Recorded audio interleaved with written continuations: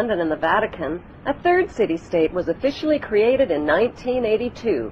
That city-state is called the District of Columbia and is located on 10 square miles of land in the heart of Washington. The District of Columbia flies its own flag and has its own independent constitution. Although geographically separate, the city-states of London, the Vatican, and the District of Columbia are one interlocking empire called Empire of the City.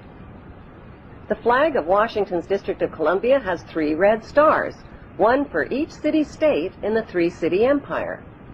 This corporate empire of 3 city-states controls the world economically through London's inner city, militarily through the District of Columbia, and spiritually through the Vatican. The Constitution for the District of Columbia operates under a tyrannical Roman law known as Lex Fori, which bears no resemblance to the U.S. Constitution. When Congress passed the Act of 1871, it created a separate corporate government for the District of Columbia.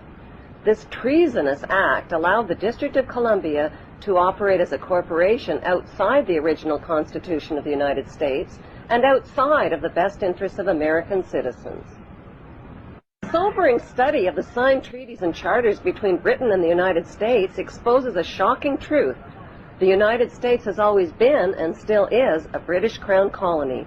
King James I was famous not for just changing the Bible into the King James Version, but for signing the first Charter of Virginia in 1606.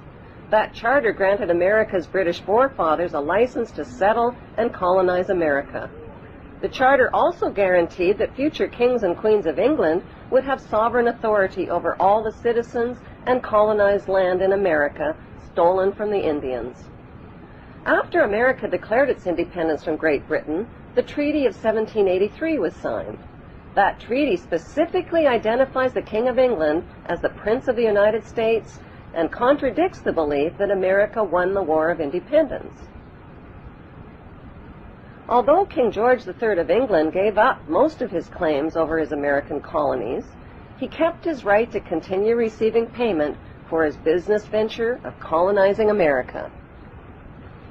If America had really won the War of Independence, they would never have agreed to pay debts and reparations to the King of England. When Congress passed the 13th Amendment to the Constitution, the U.S. President was made subservient to the King of England. The 13th Amendment is called the Title of Nobility Amendment and forbids U.S. presidents and their officials from using royal titles like king or prince or baron. For some mysterious reason, the 13th Amendment, which was ratified in 1810, no longer appears on current copies of the Constitution. America's blood-soaked War of Independence against the British bankrupted America and turned its citizens into permanent debt slaves of the king. In the War of 1812, the British torched and burned to the ground the White House and all U.S. government buildings, and destroyed ratification records of the U.S. Constitution. 1 century later, a corrupt U.S. Congress committed the biggest theft in world history. They passed Paul Warburg's Federal Reserve Act in 1913, handing over America's gold and silver reserves and total control of America's economy to the Rothschild banksters.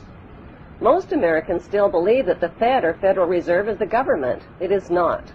The Fed is a privately owned banking system whose majority Class A shareholders are the Rothschilds, Warburgs, Kuhn and Loeb, J.P. Morgan, Rockefeller, Israel Seif, and the Lehman Brothers. This private banking cartel is the Fed and is never audited and never pays taxes. They print and design America's money, which displays their symbols of an Egyptian pyramid, a Masonic all-seeing eye, and the words, "In God We Trust." Who exactly is the God they trust? They also collect American taxpayers' money through the IRS.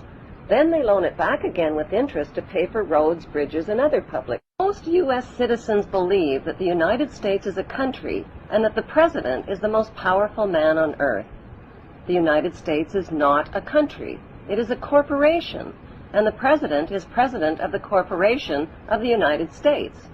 He and his elected officials work for the corporation, not for the American people. Since the United States is a corporation, who owns the corporation of the United States? Like Canada and Australia, whose leaders are prime ministers of the Queen, and whose land is called Crown Land,